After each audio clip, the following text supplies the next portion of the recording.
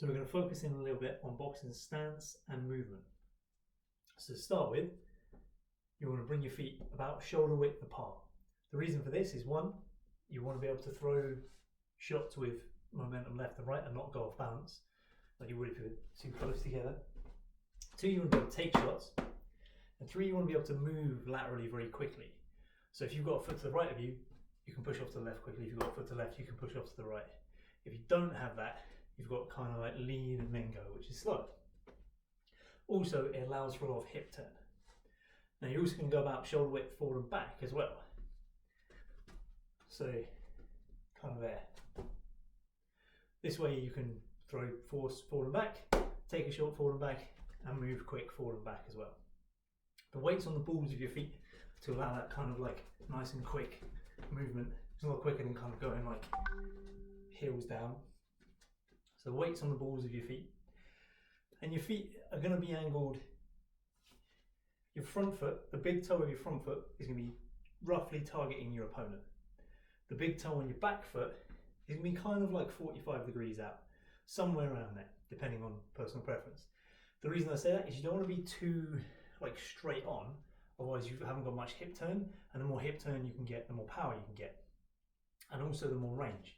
Because if your hips don't turn, say, you lose a lot of distance from allowing your hips to turn and therefore your shoulders to turn.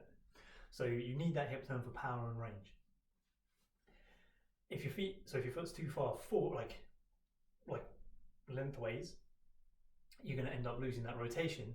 But if your foot's too much turned out, you're not going to generate as much power because you're going to be trying to drive back off this little muscle on the side of your hip rather than the big glute muscle to drive you forward.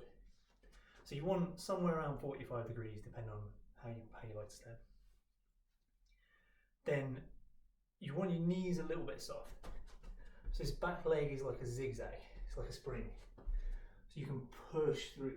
If you're already straight, you don't have anything to push off of. So you want nice soft knees, a little bit bend on the hip, a little bit bend on the knees, back heel off the floor. The front foot can spin. So even though the front heel might be on the floor, it's still, most of the weight is on the front of the foot. So you can get that spinning in. Same for the back foot, it can spin, you can get that good rotation. But the weight is on the balls of the feet, so you're nice, like you're skipping, that kind of stance. But you want to set yourself solid enough. You don't want to be so up in the air that if you get hit, you just get thrown about. You want to be quite solid. So a little bit of knee bend, kind of root yourself to the ground a little bit, although you want to still be light on the feet. It's a balance. And then from your upper body, you want to defend your body with your elbows. So you can bring your elbows in, over your body, tuck in nice and tight. So you can block the body shots, either side and front, reasonably comfortably. And you want your hand, there's loads of different stances you can have.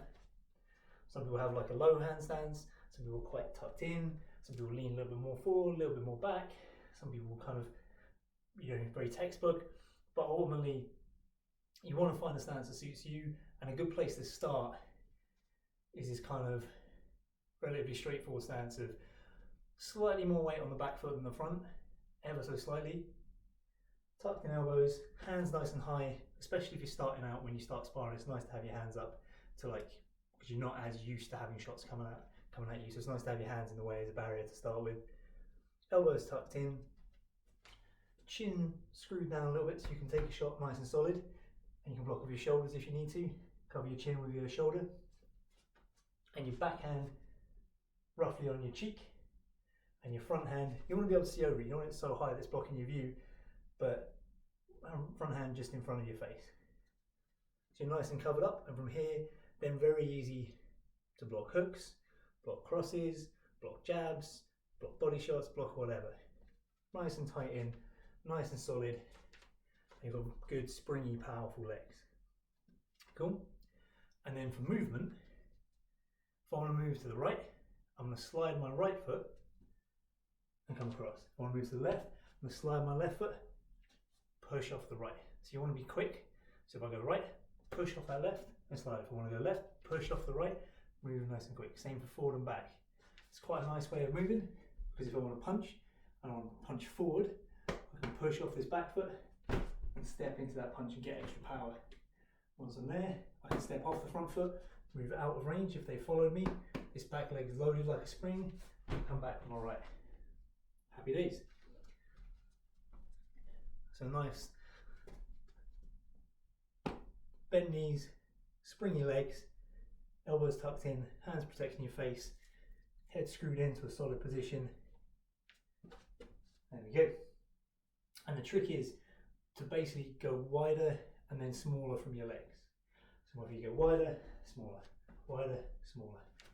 So it's wider, smaller, wider, smaller. Now the reason for that is pretty straightforwardly, you don't want to cross your feet. If I go bum bum, step like that, I'm going to struggle to throw, I'm going to struggle to take a punch, quite easy to get knocked over. So you want to make sure you go wider, smaller, bam bam, wider, smaller, boom. Simple as.